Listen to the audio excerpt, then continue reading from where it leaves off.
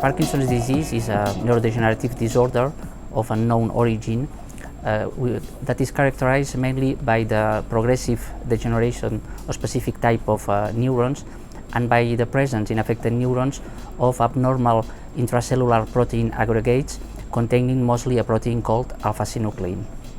As the disease evolves, these abnormal alpha-synuclein aggregates extend to several brain regions. However, the pathogenic significance of these alpha-synuclein aggregates is not known.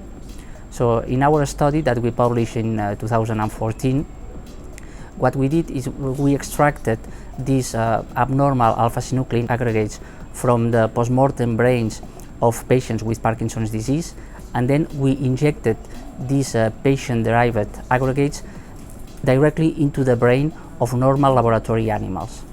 So after a few months, we observed that these animals started to exhibit some features of Parkinson's disease, like a progressive degeneration of dopaminergic neurons and the presence of intracellular abnormal alpha-synuclein protein aggregates in several brain regions.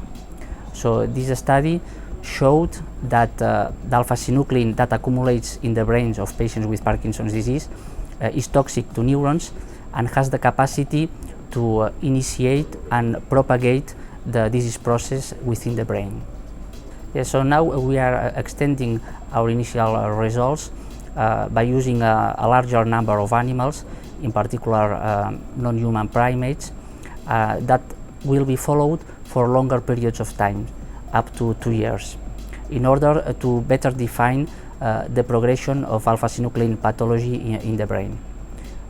We are also analyzing the molecular mechanisms by which alpha-synuclein is toxic to neurons in order to try to develop novel therapeutic strategies that target specifically alpha-synuclein mediated neurotoxicity.